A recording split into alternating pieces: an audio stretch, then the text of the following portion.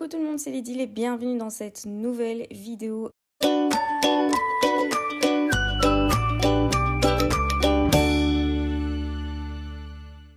Après un mois sans vidéo, j'avais trop hâte de vous retrouver avec un petit tuto, mini-album assez facile à faire si vous avez la perforatrice que je vais vous montrer ici. Si vous ne l'avez pas, c'est pas grave, ça peut toujours vous donner des idées. Et en plus, je vous montre cette collection de Paper Nova Design. C'est la collection Respiro que je trouvais trop belle, qui sont super bons le printemps. Et j'avais envie de vous faire un mini-album avec cette collection-là. Donc, première chose que je vais faire pour commencer, c'est tamponner donc tous les tampons. J'ai acheté évidemment aussi la planche de tampons qui va avec toutes ces fleurs, ces feuillages, les petits papillons, etc. Et donc je vais tout tamponner et je vais tout découper avec la Pixcan parce que vous savez, si vous êtes abonné depuis assez longtemps, que je déteste détourer. Et donc merci la Pixcan. J'ai dû la réinitialiser depuis le début. J'avais déjà fait une vidéo pour vous expliquer comment faire. Je sais pas pourquoi il y a eu un bug, donc j'ai dû tout réinitialiser et ça a super bien fonctionné. J'ai aussi découpé aussi des petits die cuts qu'il y avait dans un des papiers de la collection.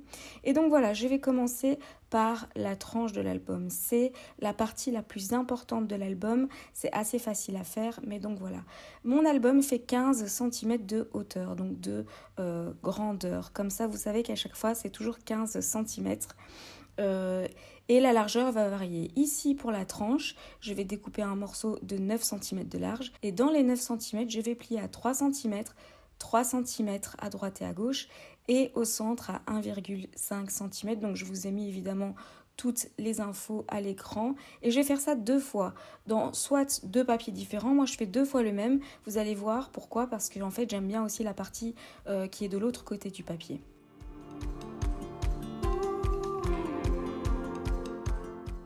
Ensuite, je vais perforer avec ma perforatrice que j'ai achetée chez Craftelier.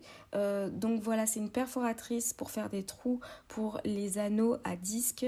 Et donc voilà, je vais perforer 3 trous en pliant mon papier en deux. Donc ma tranche, je vais la plier en deux, je vais perforer, je vais la passer à la machine. Donc j'ai mon petit repère pour savoir combien je vais en perforer. Je vais en perforer que 3, donc c'est pour ça que je suis décalée sur le côté. Et j'ai mon petit repère, en fait, je m'arrête tout pile au 4e trou, au 4e perforation, comme ça je sais où est-ce que je dois perforer exactement au même endroit.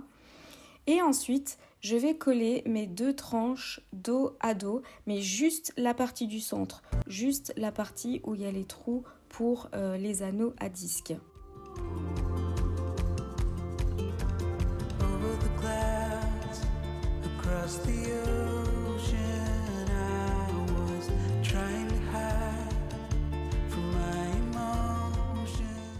Donc forcément, les volets sur les côtés sont pas collés parce que je vais insérer une feuille d'acétate que j'ai découpée à 15 cm sur 13 cm de large.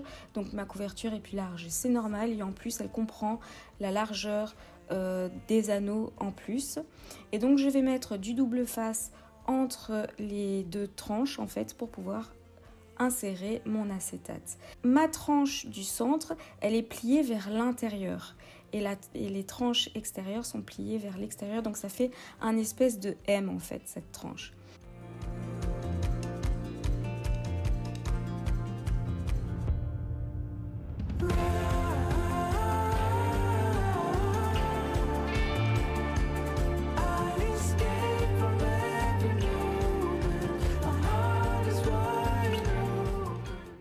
Et ensuite, j'insère mes anneaux par l'intérieur. Et donc voilà, ma structure, ma couverture est faite. Ça donne super bien. C'est vraiment, on voit pas trop les anneaux vers l'extérieur. C'est vraiment ça que je voulais faire avec cette tranche-là. Donc c'est vraiment un album à anneaux à disque, mais avec les disques pas trop visibles. Pour information, les disques viennent de chez Zibuline. Et comme d'habitude, toutes les références de tous les produits que j'utilise dans cette vidéo est dans la description de la vidéo, donc n'hésitez pas à aller voir si vous voulez un peu plus d'infos. Et donc maintenant je vais commencer à découper tous mes papiers. Donc ma largeur Et ma hauteur de base, c'est 10 sur 15 cm. Mon album fait 10 sur 15 cm. Mais vous pouvez voir que je coupe aussi des plus petits morceaux et des plus grands morceaux que je compte ensuite plier et créer des pochettes avec.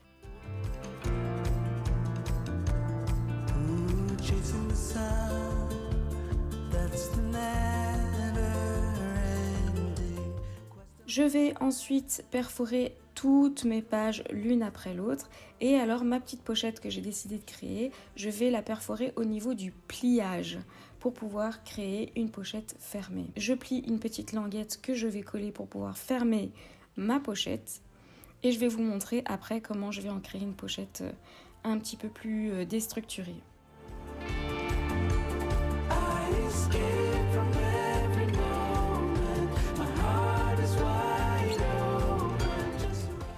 Quand tous mes papiers sont découpés, donc comme vous pouvez voir, j'ai mis du papier blanc aussi pour pouvoir ajouter un petit peu de fraîcheur dans mon album. Évidemment du calque, vous savez que je ne peux pas faire d'album sans calque, sinon c'est bizarre. Et j'ai aussi découpé des petites cartes qu'il y avait dans la collection de papier pour pouvoir ajouter un petit côté déstructuré, des petites phrases, etc. Et donc là, vous pouvez voir que je vais fermer cette pochette en collant en dessous et je vais la découper de travers pour apporter une ouverture un petit peu plus déstructurée. J'insère ensuite toutes mes pages dans mon album. Je mets aussi des petites cartes PL comme il pouvait y avoir dans la collection de papier. Et quand je suis satisfaite de l'ordre dans lequel je voulais mettre tous les papiers, donc calque, pochette, acétate, vous pouvez voir aussi qu'il y a des acétates plus courts. J'aime bien aussi changer un petit peu le rythme des pages. Je vais commencer à décorer mon album. J'ai décidé dans cet album de mettre des photos qui représentent un petit peu le printemps, donc ces 2 derniers mois on va dire, et ces 2 derniers mois, ben voilà, j'ai fait ma crop à Villeneuve d'Ascq, donc du coup on avait quelques photos et je trouvais que ça pouvait bien aller avec cet album là, donc voilà, vous pouvez voir les photos que j'ai prises lors de cette crop, et il y a aussi des photos d'une journée où on a été voir le château de la Hulpe avec mon mari. Et donc je vais vous faire découvrir la totalité de l'album déjà maintenant. Donc à la base j'avais envie de le laisser vide pour la vidéo, puis après je me suis dit non, j'ai quand même envie de mettre des photos, j'ai quand même envie de montrer ce que ça peut donner avec des photos et avec les décos et les embellissements, etc.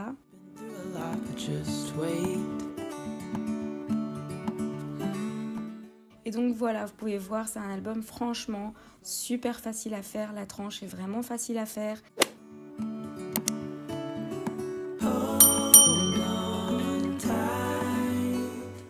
Cette collection est super douce, ça va super bien avec le printemps, mais ça peut super bien aussi aller avec l'été. Et voilà, comme vous pouvez voir, j'ai trop de pages, pas assez de photos, c'est pas grave, je peux toujours en rajouter. Et ce qui est bien avec ce type de reliure à disque, c'est qu'on peut enlever les pages, les remettre et en remettre d'autres également. Donc voilà, c'est un album où je peux encore rajouter des choses, rajouter des photos, et j'ai prévu assez de largeur au niveau de la tranche pour pouvoir ajouter des pages en plus sans que ce soit trop chargé.